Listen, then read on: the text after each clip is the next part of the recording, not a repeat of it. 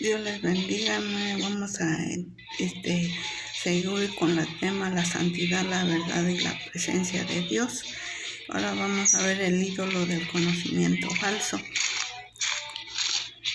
No tenemos que ser grandes pensadores realmente para comprender que el pecado se puede convertir en un ídolo falso que exige nuestra obediencia, pero hombro a hombro con el pecado se halla el ídolo del conocimiento falso, porque Jesús realmente dijo: aquí estoy, un sacrificio quiero ser.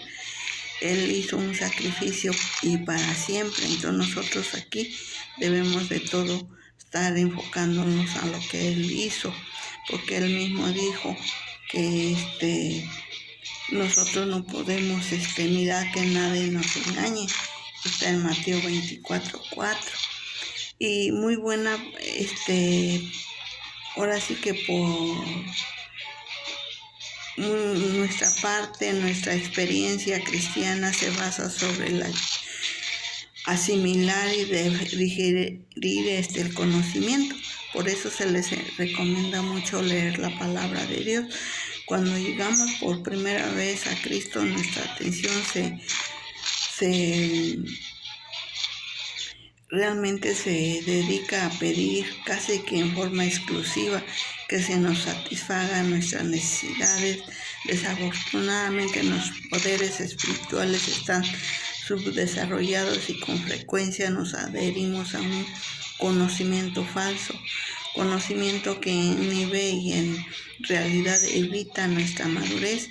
En lugar de crecer en el Señor, a menudo tan solo se nos doctrina en los conceptos de nuestros primeros maestros y no todos esos conceptos son correctos. Unos nos muestran nuestra fidelidad en nuestra adoración. No nos sentimos lejos de la iglesia, que adoramos sus paredes con estatuas religiosas y con imágenes de santos. Ahora sí que ya no hacemos eso, pero una imagen falsa de Dios se puede instalar en nuestros corazones como si fuera una estatua de madera y será igualmente sin vida. Si nuestro conocimiento sobre Dios no tiene el peso de la vida y el poder de Dios, el simple conocimiento se convertirá en un ídolo en nuestra mente. Yo sé eso. Y miren, muchos a veces aprenden algo de la palabra de Dios y con eso que entendieron, por ejemplo, ya no adorar ídolos de madera, de yeso, de eso, y ya nada más como que contienden con esa parte de la Biblia.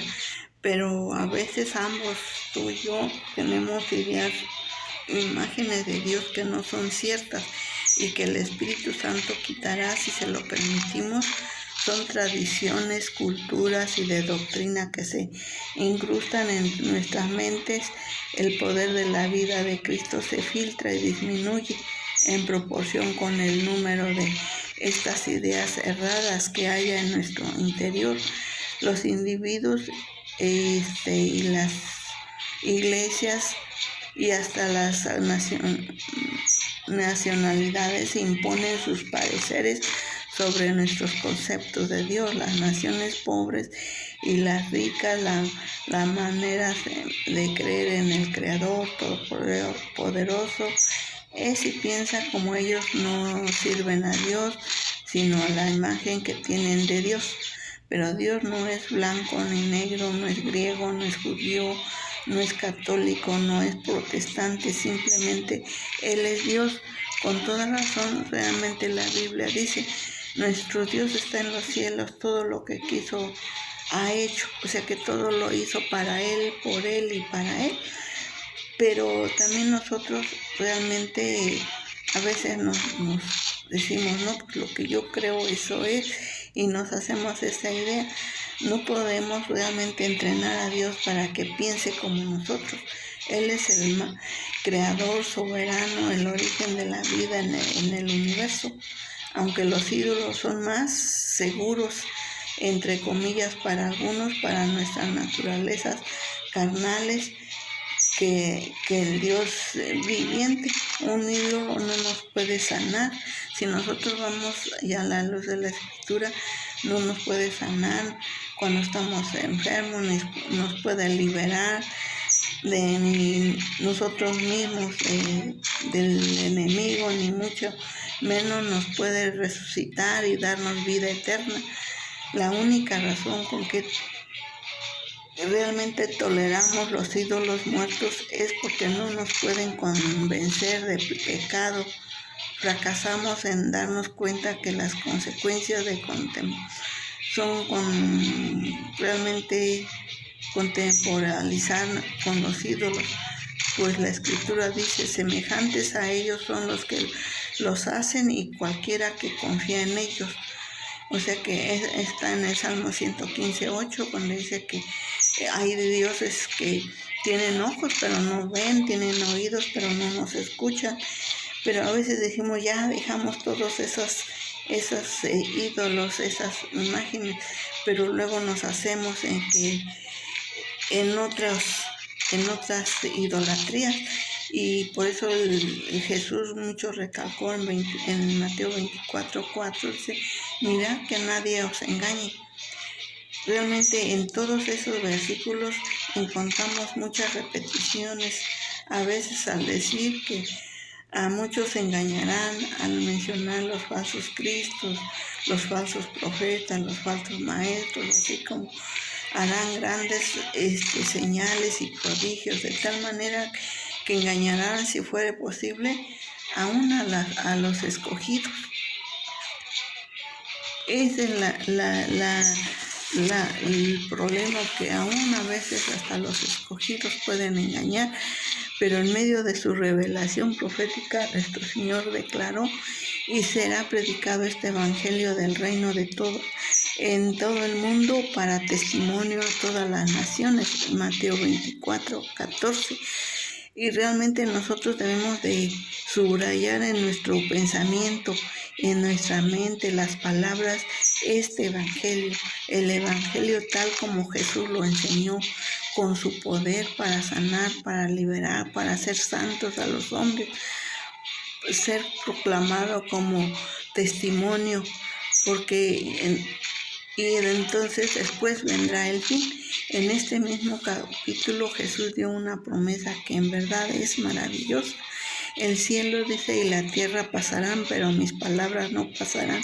Aquí en esto tenemos que estar bien conscientes que su palabra de Dios, la palabra que está escrita en la Biblia, esa no puede pasar, esa se tiene que cumplir. Entonces, y Jesús sabía, y por tanto hablaba con completa confianza, que sus elegidos jamás harían realmente con su mensaje o pensarían otra cosa y lo pondrían a duda.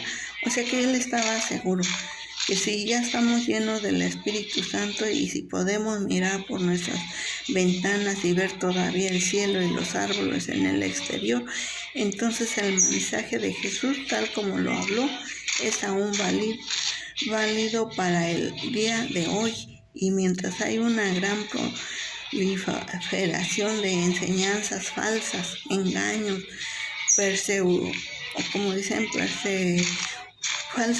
falsas unciones, que se vengan por la unción, vengan porque van a ser ungidos, que señales y prodigios mentirosos que se multiplican en el mundo. El evangelio del reino de Dios, el evangelio de Jesús, se proclama como testimonio del regreso de nuestro Rey.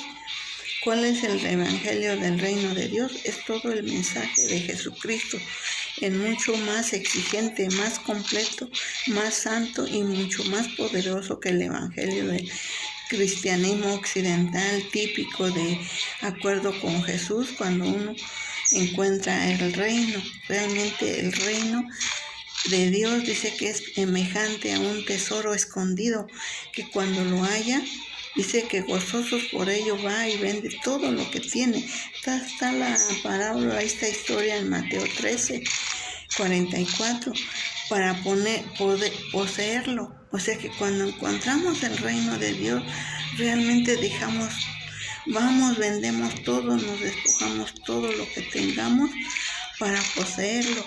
Es un tesoro tan inapreciable que es preferible sufrir la pérdida de una mano o de un ojo, a perder realmente el reino de Dios.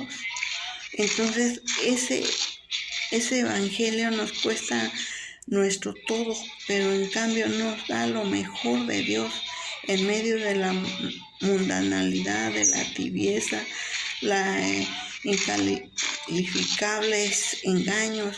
Este evangelio es el mensaje que Jesús dijo que se iba a predicar, y realmente es un testimonio de él, porque dice, él da testimonio de mí. O sea que el evangelio debe dar testimonio de Cristo. Si el evangelio que le predica no da el testimonio de Cristo, pues no puede ser el evangelio que Cristo dejó. Y estos últimos días realmente hay mucha confusión.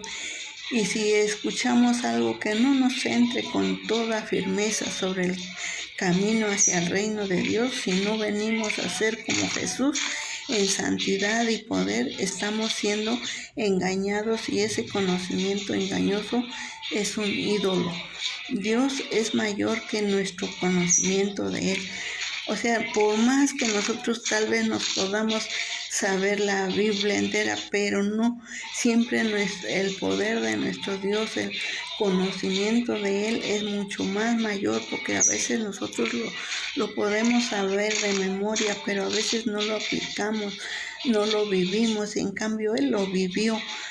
Recordemos que es que todo lo que enseñaron desde cuando supimos por primera vez de Cristo sea y venga de Cristo, no puede venir de otro. No, es que yo hago esto, yo con esto, no, que todo venga de Cristo. No debemos permitir que nuestros pensamientos sobre Dios sean tan inmutables como el mismo Dios, pues estamos en un periodo de transición y aún hay mucho por aprender, reaprender y sobre todo olvidar lo que no edifica. El Señor nos quiere con nuestras raíces en Él, para Él y con Él, no con nuestras raíces en nuestras ideas sobre Él. Debemos confiar lo suficiente en su amor como para poder desarraigar todas nuestras ideas equivocadas, no importa cuán cariñosamente lo hayamos acariciado. Un ídolo siempre será un ídolo. Si pensamos que Dios es un ser religioso, ojalá siempre recordamos esto.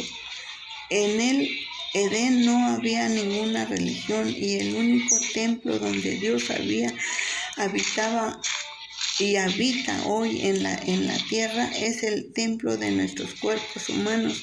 Además, la Biblia dice con toda firmeza de la ciudad en el reino, y dice que no sabéis cómo que vosotros sois templo de Dios, templo de ese reino. Dice, no vi en ella templo, porque el Señor Dios Todopoderoso es el templo de ella y el Cordero. Apocalipsis 21:22. El reino de Dios no es una religión, es una relación siempre en crecimiento y en plenitud con el Cordero de Dios, nuestro Señor Jesucristo. Es tan diferente de la religión como un ángel brillante. Es distinto de ahora sí que lo comparamos, que es la religión como un ángel brillante, es distinto de un fantasma lleno de sombras. O sea, realmente el Evangelio de Cristo es el único. El Padre no quiere que adoremos o sirvamos a algo tan pequeño que con una mente humana y como les digo, una mente humana y finita lo puede captar. Él es mucho más grande que nuestra visión de Él. El conocimiento es importante, pero es simplemente simbólico, solo es un reflejo de la realidad, nunca la verdadera sustancia. Nuestros pensamientos e ideas son útiles para no que no puedan captar toda la plenitud de la totalidad divina. Inclusive al referirse a los libros sagrados, Él mismo, nuestro Señor Jesucristo, abrió sus labios benditos para decir estas palabras de actualidad para el creyente. Realmente un instante volvió a abrir los ojos y realmente nosotros que nosotros abramos bien los ojos para ver y no dice la palabra de Dios, no erréis ignorando las escrituras y el poder de Dios. Si Jesús dijo que no erremos, pues tenemos que tener ese cuidado de leer la palabra con todo cuidado y pues ahora sí que pedir a Dios y al Espíritu Santo que Él nos vaya guiando. El Señor es Dios, por más completo que nuestro conocimiento sobre Dios pueda eventualmente llegar a ser en este mundo, aún solo conoceremos en parte. La Biblia es importante, pero el mismo Jesús dijo: escudriñad las Escrituras porque a vosotros os parece que en ellas tenéis la vida eterna. Dice, y ellas son las que dan testimonio de mí, y no queréis venir a mí para que no tengáis vida. O sea que como que Él dice, pues en el 40 a veces dice, no queremos acercarnos a Él. Nuestra vida no viene de la Biblia, viene de Jesús. Los que escribieron la Biblia daban testimonio de Él. Es lo que dice, porque ellas son las que dan testimonio de mí. Todo lo que escribieron los profetas, los escritores, ¿cómo se dice? Sus discípulos, el apóstol Pablo, todos dan testimonio de Jesús, de Él, los profetas, todo. Y todo va señalando a los autores del Nuevo Testamento. También hacen lo mismo, señalan a Jesús. Si queremos en verdad entender lo que escribieron, primero debemos encontrar a quien ellos hallaron. O sea, primero, para entender toda su palabra, primero tenemos que encontrar a Cristo Jesús, a lo que ellos encontraron, a ese tesoro escondido, a ese evangelio. Para ilustrar la diferencia entre nuestro conocimiento y Dios mismo examinemos nuestros conocimientos a medida que lo comparamos con el Todopoderoso. El conocimiento nos dice que Dios es eterno, pero eterno no pasa de ser apenas una palabra para nosotros. ¿Y qué calidad de vida tiene el que los miles de millones de años en el grande y total círculo del tiempo tienen tanto su comienzo como su fin en Él? Nuestras doctrinas nos dicen que Él es el creador, pero ¿qué clase de poder tiene el que la totalidad de las galaxias del universo entero se forman al conjuro de su palabra y por un dicho de su boca? Nuestra tierra está poblada, nada más simple le bastó, produzca árboles, produzca fruta, produzca animales, produzca todo a una voz de Él. ¿Cómo lo podemos nosotros intentar hacer igual? Jamás podríamos. Intentamos definirlo y hasta decimos que Él es omnipresente y omnisciente porque Él en todo lugar está y Él lo conoce todo, pero podríamos describir siquiera con algo de conocimiento cómo puede Él estar al mismo tiempo en todo sitio y cómo podría Él tener plena conciencia de cada uno de nosotros de manera individual. Inclusive la palabra de Dios nos dice que hasta contar el número de nuestros cabellos.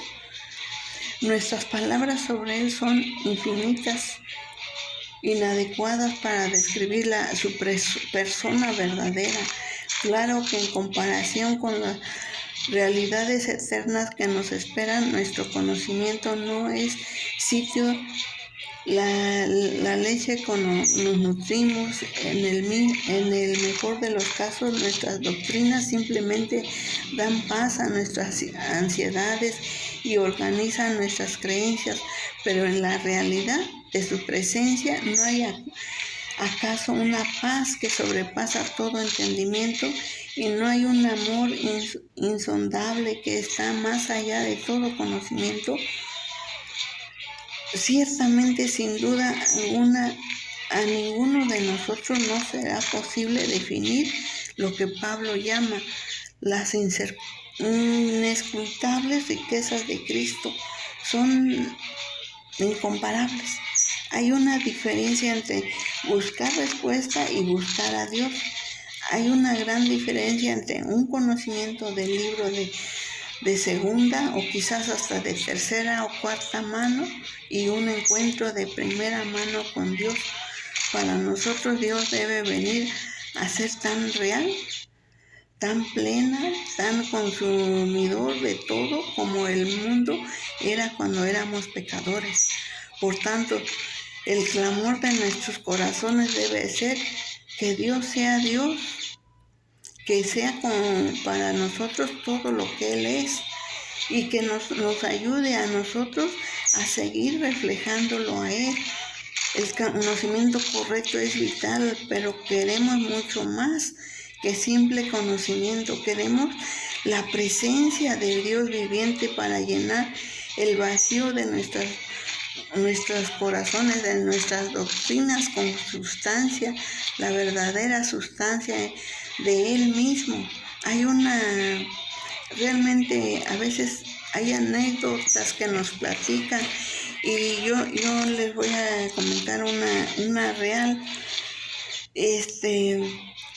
que una persona estaba ya en sus últimos momentos, y como un momento como que perdió la conciencia, y yo la pude ayudar a recostar así en su cama, y como que ya sin fuerzas, sin nada, y yo creí, dije, pues ahora sí que se haga la voluntad de Dios aquí en esta hermana, y así, ¿no? Y ya en su lecho de muerte, al final de su existencia, ahora sí que ella yacía en el lecho, así como inconsciente y eso. Y entonces sus hijos la llevaron al hospital, y realmente allí dice, pues acompáñanos, y ya fuimos, y ahí estuvimos, y en lo que la revisaron y eso y todo, y como ya nos habían dicho que era su último tiempo ya final, y pues estábamos conscientes, y realmente después ella se enderezó, y le dice, tenía enfrente a su hijo, y pregunta por mí, dice, ¿dónde está? Dijo, ¿quién? Dice, le digo, le dicen, ¿por qué? ¿Qué pasó? Dice que es que ella me estaba ayudando a tomar café, y créanme que yo vi un hermoso, ahora sí que un paisaje tan hermoso, tan bonito donde yo iba, y de repente y ¿qué pasó? ¿O qué? Dice, ¿qué estoy haciendo aquí? Si yo estaba en aquel lugar. Dice que y volvió a abrir sus ojos con ahora sí con esa alegría. Dice, es que ahí había una luz, un hermosa lugar que no se los puedo describir. Dice, y he visto al Señor, todo lo que realmente pues alguien, ¿quién fue? Dice, yo lo vi, y así, ella me empezó, realmente es algo hermoso. Yo creo que así como yo creía que era el Señor, yo creo que es más hermoso lo que yo me imagino. y podemos realmente poseer unas ideas y aceptarlas según nuestro conocimiento. Y yo les dije, como después se volvió a quedar como dormida, le dije a sus hijos, digo, pues yo creo que él ha visto algo hermoso y yo creo que ella es salva, ella se va con el Señor, así es que prepárense, ella no va a tardar mucho en despedirse. Y sí, fue al otro día, ella creo partió con el Señor, pero así vio visiones, vio esto, que vio ahora sí que dice que veía un parque hermoso, veía como al Señor, lo veía como, pues yo no sé realmente qué haya visto, pero en su inconsciente, a lo mejor cómo lo vio, no sé a dónde fue ese paraíso, no sabemos, pero de ahí ya no dijo nada y ella se fue con el Señor. Y realmente nuestro Dios está en los cielos, todo lo que quiso realmente ha hecho. ¿Por qué debemos centrar nuestros pensamientos, todas nuestras fuerzas en el punto básico y fundamental de arrepentimiento de la idolatría? Porque en el mismo sitio donde moran los ídolos del ego, del yo y del conocimiento falso, Dios ha elegido implantar su presencia. El Dios verdadero y viviente no se puede alojar con los dioses falsos. En este siglo no podemos servir a dos señores. No es posible para que nosotros tener todo el poder y toda la santidad de Dios en nuestras vidas sin tenerle a Él en nuestra existencia, y si no somos progresivamente transformados en su misma semejanza y a su completa imagen santa y poderosa, podemos estar al servicio de un ídolo, el ídolo del conocimiento falso. Así que nosotros no nos hagamos, no nos vanagloriemos, ¿no? Porque realmente el dulce sabor del fruto es el Espíritu Santo. Hay algo simpático, algo de hermosamente atractivo en la santidad. Cuando buscamos la santidad, buscamos rodearnos con el gozo de los cielos. Vivir una vida santa es habitar en la fuente de todo placer verdadero, es experimentar la vida desde la perspectiva de Dios, es conocer el arte creativo de vivir y gozar la vida como Dios mismo la haría, que nosotros gocemos esa vida en el poder del Espíritu Santo.